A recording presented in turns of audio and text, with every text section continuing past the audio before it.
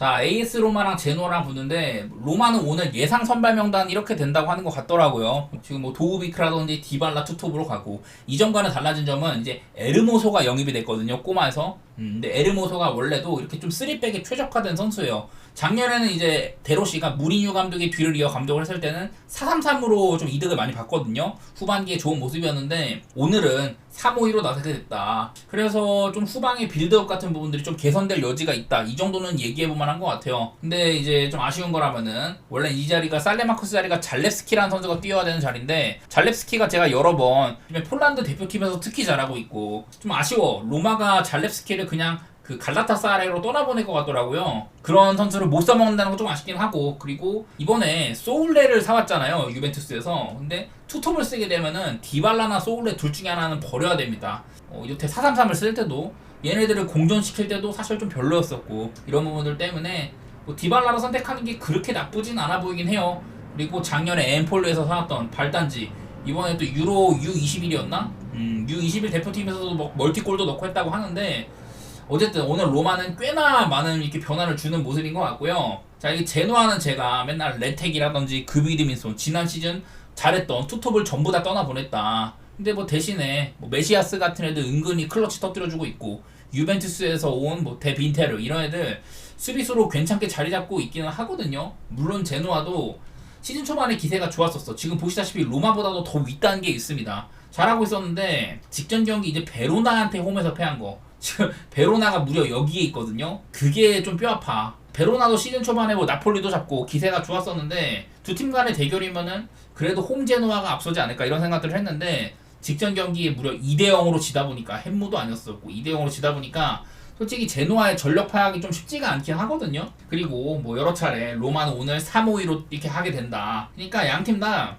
로마가 특히 포메이션 변경도 그렇고 새롭게 좀 투입된 선수도 있고 전술 변화가 많은 편이기도 해요. 그래서 이 경기는 저는 좀 어둡다고 생각이 들고, 과연 로마가 즉각적으로 4-3-3에서 3-5-2로 바뀌고 즉각적으로 달라진 모습을 보일까 애매하다고 생각이 들어가지고 저는 언더라든지 무승부 이 정도 생각하고 있는데 별다른 큰 단서가 있거나 그런 경기까지는 아닌 것 같긴 해요. 다음 경기는 이제 토리노 대 레체 경기 한번 해볼 텐데, 자, 시즌 초반의 분위기는 굉장히 좀 다른 모양새입니다. 레체는 하위권에 있고 토리노는 엄청 상위권에 있습니다. 지금 토리노가 굉장히 잘 나가고 있는데, 이게 그 토리노가 제가 지난번에도 이제 부온조르노라든지 벨라노바 이 핵심급 두 명을 내보내고도 여전히 강력하다 이런 얘기들을 많이 들었던 것 같아요. 사파타 같은 애들 몸으로 잘 비벼주고, 이제 사무엘레 리치는 이제 아주리 데뷔전도 치렀습니다. 이탈리아 대표팀에서. 중원도 생각보다 단단하고, 토리노는 저는 좀 중위권 팀들 중에서도 상위권 도약을 노릴 만한 그런 구성이라고 생각이 되거든요. 반면에 레체는 직전 시즌에 강등권에서 바로 위급 전력이었다. 좀 시즌 막바지에는 그나마 강등권 탈출에 성공을 했지만은 어쨌든 강등권에 좀 많이 좀 이렇게 머물러 있었거든요. 양팀 간의 맞대결도 보면은 토리노가 최근 4경기 모두 다 승리를 거두고 있다. 리그에서 맞대결은. 그리고 오늘 또 레체가 원정이잖아요. 제가 매번 이런 말씀을 많이 들었었는데, 레체가 일단 올 시즌도 원정에서 인터밀란한테 패배를 했습니다. 인터밀란이 생각보다 크게 이기지는 못했는데 어쨌든 레체가 한번 졌고, 그전에도 보면 제가 이걸 왜 얘기를 하냐면은 작년에 레체는 세리아 시즌 초반부터 해가지고 여기 8월 28일이니까 지난 시즌 이제 세리아 원정 첫 경기부터 쭉 보면은 원정에서 14경기 동안 승리가 없었습니다. 그러다가 이제 리그 최하위 살레르니타나 잡고 강등당한 사솔로 잡고 이러면서 그나마 좀 체면 치레를 하긴 했는데, 어쨌든 작년 레체는 원정에서 굉장히 약했다. 저는 분명 시즌 초반 분위기도 그렇고 토리노를 좋게 볼 만한 것 같아요. 근데 솔직히 말해서 좀 배당은 마음에 안 들어. 토리노가 원래 리그에서도 그렇게 막 상위권으로 분류되는 팀이 아니다 보니까 이거보다는 배당이 조금 좋아야 되지 않나. 왜냐면 얘네들도 하위권 팀들을 막 확실하게는 패지는 못하는 성격이 좀 있거든요. 무승부도 많은 팀이고 작년에도. 그래서 약간 배당이 마음에 안 드는데 제 예측 자체는 토리노 승 쪽으로 바라보도록 하겠습니다. 자, 아탈란타 대 피오렌티나 경기 한번 해볼게요. 지난 시즌 얘네들의 맞대결이요, 지난 시즌 최종전이었었거든요. 그 당시에 이제 아탈란타는 유로파 리그 결승을 앞두고 있었고 피오렌티나는 유로파 컨퍼런스 리그 결승을 앞두고 있어가지고 얘네들이 조금 늦게 마감을 했었어요. 최종전에 안 하고. 근데 작년에 놀라웠던 거는 이 맞대결에서 피오렌티나가 3-2로 승리를 했다는 점이었습니다. 뭐 이날 물론 아탈란타에는 그 스카비니 같은 애들이 부상도 당하고 여러 가지 좀 재앙 같은 상황이 있긴 했는데, 어쨌든 작년에 이제 아탈란타는 챔피언스 리그까지 진출을 하고 피오렌티나가 이거를 원정에서 승리를 했다는 거는 상당히 좀 놀라운 결과긴 했는데, 어쨌든 이런 뭐 뜬금성은 기억이 나긴 난다. 이게 아탈란타는 올 시즌에 뭐 쿠프 메이너스도 내보내고 꽤나 전력 손실이 많은 편이긴 해요. 그래도 뭐 레텍이 데려온 것도 꽤나 쓸모 있기도 하고, 근데 문제는 오늘 아탈란타가 지금 수비 불안이 굉장히 눈에 띄거든요. 아탈란타의 이제 직전 경기를 한번 살펴볼 텐데 인터밀란한테 4대 0으로 대패를 당했거든요. 이 경기를 보면은 아탈란타가 제가 계속해서 스칼비니도 부상이다, 콜라시나치도 빠져있다 이러면서 아탈란타가 수비수가 굉장히 부족하다는 얘기를 많이 했는데, 이날도 라인업을 보면은 수비형 미드필더인 더룬, 원래는 이제 윙백을 보던 루게리가 여기 있거든요. 베라트 짐시드 정도만 원래 센터백인데, 그러니까 한마디로 이 아탈란타의 직전 경기 3백이 굉장히 난해하다는 거예요. 그래서 이제 후반전에 얘네가 얼마나 수비 불안이 좀 그랬으면은 후반전 들어서 이제 하파엘 톨로이를 넣습니다. 이 정도로 아탈란타는 지금 뭐 수비수의 머릿수가 부족하다. 설상가상으로 지금 이제 A매치에서 짐시티까지 부상을 당해가지고 오늘 아탈란타의 수비진이 저는 굉장히 좀 구멍이 심할 거라고 보거든요. 이런 점들은 분명히 생각을 해야 될 것 같다. 직전 경기 인터밀란전에서도 이 박스한 혼전으로만 2점을 실점할 정도로, 그 정도로 아탈란타의 수비가 지금 개판이에요. 반대로 이제 피렌체 같은 경우는 올 시즌 내내 이제 뭐 그브이드민슨도 데리고 오고 좀 손실도 있지만 그만큼 영입도 많이 했다, 칭찬을 많이 했는데 경기 내용상으로는 전혀 칭찬할 수가 없습니다, 피렌체가. 그래서 나는 좀 애매해. 이게 일단 아탈란타가 홈이고 피렌체는 원정이고, 근데 아탈란타는 지금 수비 불안은 분명 얘기를 해야 된다. 분명 볼은 잘 차요. 하위권 팀들 상대로는 얘네들이 막 쭈무르면서 해. 경기 리드하고, 그러다 보니까 이런 좀 수비적인 불안이 많이 노출되지 않는다는 점이 있는데, 나는 오늘 아탈란타는 좀 애매한 것 같아. 고젠스나 이제 피오렌티나가 고젠스, 모이스킨, 카탈리 뭐 보강이 나쁘진 않긴 해요. 그 비밀성이 뛸 수 있을지는 모르겠고, 여태까지 얘네들 맞대겨 보면은 축구 자체는 아탈란타가 잘해왔지만은 현시점에서 전력은 아탈란타가 수비 쪽에도 많이 구멍이 있고 좀 애매하다. 오히려 저는 직전 경기인 토리노보다도 아탈란타의 승 가능성이 좀 낮아 보이거든요. 이 경기 두 경기가 승배당이 비슷해가지고 개인적으로는 그냥 오바 생각은 조금 나고 후순위로 아탈란타전을 배치하도록 하겠습니다. 이거는 게임 내적으로 아탈란타가 피렌체를 과연 주무르면서 축구를 할 수 있을 것인가, 이게 제일 관건일 것 같고, 아탈란타가 확실히 지금 수비 쪽에 구멍이 많다, 이거는 꼭 기억하시면 좋을 것 같아요. 다음 경기 칼리아리 대 나폴리 경기인데요. 이거는 이거 하나 보도록 하겠습니다. 오늘 칼리아리가 홈이잖아요. 제가 몇 차례 칼리아리는 이탈리아 본토에서 떨어진 사르데냐 섬에 위치를 해 있다, 그래서 나름대로 홈발을 받는 팀이란 얘기를 했었는데요. 보면은 이제 왼쪽이 홈팀, 오른쪽이 원정팀이에요. 칼리아리 대 나폴리 구도에서 이 칼리아리가 홈일 때 최근 두 번은 뭐 나폴리가 비기고 그랬습니다. 우승했던 시즌에도 비기고 그랬는데, 그 전에 보면은 한 번 이기고 또 이기고, 그 전에도 뭐 승리, 원정에서 또 승리, 쭉 보면은 원정에서 승리, 원정에서 무승부, 승리, 무승부, 이런 식으로 나폴리가 2009년 이후로는요 칼리아리 원정에서 15년 동안 진 적이 없거든요. 중간중간에 뭐 무승부도 보이고 하지만은. 그리고 나폴리가 지금 이제 시즌 첫 경기 때는 베로나 원정에서 많이 고전을 했는데, 요즘 들어서는 이제 확실히 오시멘이 원래는 뭐 나는 팀을 나갈 거다 이렇게 땡깡을 부리다가 결국에는 갈라타사라이로 인대를 가는 식으로 이렇게 마무리가 됐어요. 대신에 루카쿠 영입하고 나름대로 대체자도 잘 구한 셈이기도 하고, 이 오시멘 때문에 팀적으로 내 분위기가 되게 안 좋을 뻔하다가 나름대로 지금 해소를 하고 최근 경기력도 좋은 편입니다. 이제 라스파도리, 그리고 이제 폴리타노, 크바라첼리아 전부 다 조금 이렇게 윙 쪽에서 빠른 발로 상대를 좀 휘저을 수 있는 그런 친구들인데, 특히나 요즘에 라스파도리 컨디션이 굉장히 좋아 보이거든요. 이번 국가대표팀에서도 활약도 괜찮았었고, 뭐 부온조로노도 이번에 영입을 했는데 센터백으로 그 국가대표팀에서도 잘했었고, 여러가지로 저는 나폴리가 이제 좀 개선될 여지가 보인다고 생각이 들거든요. 저는 원래부터 콘테 감독을 좀 좋아하는 편이기도 한데, 뭐 물론 칼리아리도 그렇게 뭐 초반에 나쁘진 않아. 아무래도 상대가 이제 뭐 코모 칼초라든지 이런 애들 상대에서 얻은 승점이어가지고 높이는 안 보고, 원래 얘네들도 칼리아리도 그래도 홈발을 조금 받는 팀이긴 한데 나폴리한테는 안 통하더라. 2009년부터 나폴리가 사르데냐 원정에서 15년 동안 지지 않았다, 이게 가장 커 보입니다. 최근에는 뭐 이렇게 무승부가 조금 두 번이나 연속으로 나오고 이런 게 아쉽기는 한데요. 여태 보면 나폴리는 사르데냐 원정에 굉장히 강한 편이다. 저는 이전에 나왔던 아탈란타나 토리노보다도 오히려 나폴리의 원정승 가능성이 높지 않나, 이런 생각들 해보면서 최대 마헨까지 한번 도전해볼 만한 경기인 것 같아요. 그리고 다음 경기 이제 몬짜 대 인터밀란인데, 다 일단 몬짜 먼저 얘기를 하면은 이 감독이 네스타거든요. 알레산드로 네스타. 그리고 피르로나 뭐 네스타나 전부 다 감독으로는 좀 아닌 것 같아. 개인적으로는 뭐 결과 말하면은 인터밀란의 마행까지 내다볼 만한 경기라고 생각이 되는데요.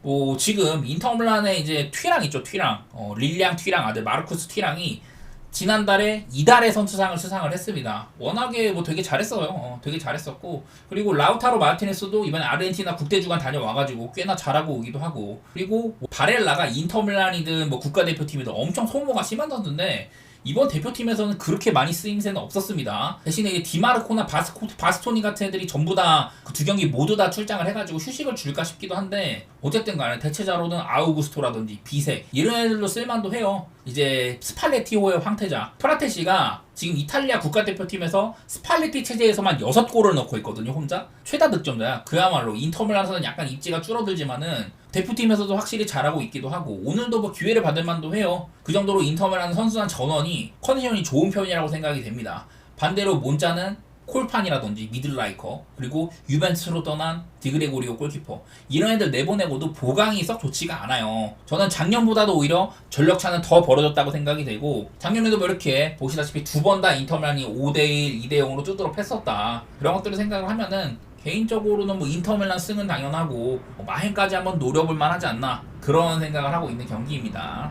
다음 경기 이제 꼬마랑 발렌시아 경기를 준비를 했는데, 얘네들은 좀 이제 그런 게 있어요. 이제 2010년대 이후로 그때부터 두 팀의 운명이 조금 갈립니다. 좀 역사 얘기를 하려고 하는데, 발렌시아는 이제 2000년대부터 해가지고 90년대 말 2000년대부터 해가지고 뭐 이제 가이즈카 맨디에타 시대부터, 그리고 좌센테 우아킨 베니테즈 시절에 되게 잘 나갔었고, 이후에는 뭐 다비드 비아, 다비드 실바, 마타 이런 시대까지 강팀의 면모를 많이 이어왔었잖아요. 그래가지고 우리의 팀 클럽의 규모를 늘려보겠다 해서 2000년대 좀 후반쯤에 구장 신축을 계획을 했어요. 그때 이제 세계적인 경제 위기가 발생합니다. 리먼 사태가 발생을 해가지고 구단이 그냥 망했어. 이후로는 새로운 신구장 건설도 되게 차질을 빚기도 하고 구단도 팔고 이러면서 팀이 나락을 갔는데, 반대로 꼬마는 이 토레스가 등장을 하고 아게로가 등장을 하고 그리고 디에고 포르란까지 나오죠. 이러면서 시메오네 시대가 도래를 합니다. 그래서 이번 시즌에는 뭐 소를로스, 훌리안 알바레즈, 갤러거, 르누르망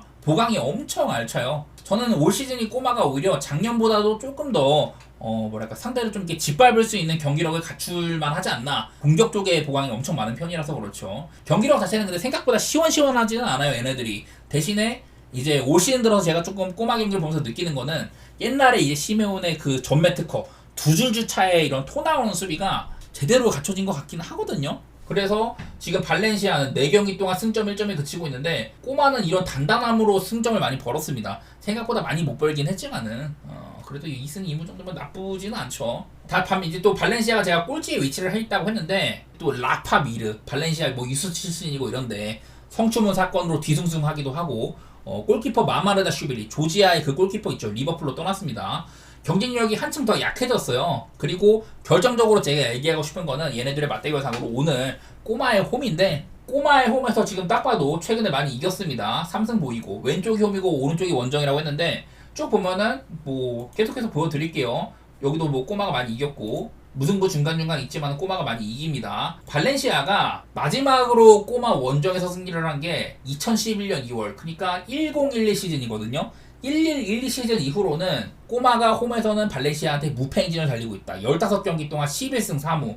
그리고 최근 4경기 동안 승리를 가지고 있거든요. 이길 때는 마헨민도도 꽤나 높은 편이기도 하고, 제가 길게 꼬마와 이제 발렌시아의 대충 역사에 대해서 읊었는데, 결론적으로는 이런 뭐 상대 전적도 그렇고 현재 팀 상황도 그렇고 꼬마의 최대 마행까지 바라볼 만한 경기가 아닌가. 저는 오늘 좀 축구는 약간 정배네이 느낌으로 생각을 합니다. 작년에 근데 그런 건 생각이 나네요. 꼬마가 홈에서는 무패 행진 달리고 그랬었는데, 발렌시아 원정에서 시즌 초반에 3대0을 당한 적이 있거든요. 작년에 발렌시아가 초반에 조금 잘 나갔어, 루벤 바라 감독 체제에서. 그런 것들은 기억이 나지만은 현재 발렌시아의 상황은 오히려 작년보다도 안 좋다고 생각을 해요. 물론 꼬마도 이제 팀의 얼굴이라고 할 수 있는 그리즈만이 약간 노쇠화도 보이고 하긴 한데, 대신에 신형 엔진도 많이 장착을 했고, 저는 꼬마 쪽을 좋게 보도록 하겠습니다, 이 경기는요. 자, 그리고 이제 여러분들이 오늘 가장 기대할 만한 매치, 토트넘 대 아스날 매치업이 있는데, 제가 이 경기는 조사를 굉장히 많이 해왔습니다. 좀 길게 좀 얘기 좀 해볼게요. 먼저 토트넘 대 아스날 북런던 더비잖아요. EPL에서 여러가지 매치업들 중에 양 팀이 모두 득점 횟수가 43번으로 EPL 여러 가지 뭐 매치업들 중에 가장 많다고 합니다. 그만큼 오늘은 좀 오바 가능성이 일단은 엿보입니다. 저는 이거는 기준점을 2.5를 준 게 배당도 좀 후하지도 않고 차라리 3.5를 주지 그랬나. 저는 3.5여도 오바를 갔을 것 같거든요. 일단은 양팀 다 득점한 횟수가 가장 많은 그런 매치업이기도 하고 선제골을 넣고도 못 이긴 횟수가 29회로 극적인 결과도 되게 잦아요. 선제골을 넣은 팀이 상대팀한테 10무 19패라고 합니다. 그러니까 선제골을 넣었다고 해가지고 그대로 경기가 마감되거나 이럴 가능성 상당히 적다는 소리이기도 하고 이 맞대결, 양팀의 맞대결이 EPL 역사상 가장 무승부 비율이 적은 그런 맞대결이라고 하거든요. 통산 101번을 만나가지고 무승부가 9번밖에 없었다. 지금 이제 여기 사실 보일 텐데 한번 작년에 무승부가 뜬 적이 있고요. 그 전에도 쭉 보면은 종종 뭐 무승부가 있긴 하지만은 리그에서는 무승부 빈도가 생각보다 적다고 하더라고. EPL에서는 옛날에는 뭐 이렇게 아스날이 많이 이긴 것도 보이기도 하고요. 그래서 생각보다 저는 무승부 생각은 많이 안 납니다. 대신에 오늘 경기의 특수성에 대해서 얘기를 하면은 지금 아스날이 데클란 라이스랑 웨데고르 칼라피오리가 못 나오는 날이거든요.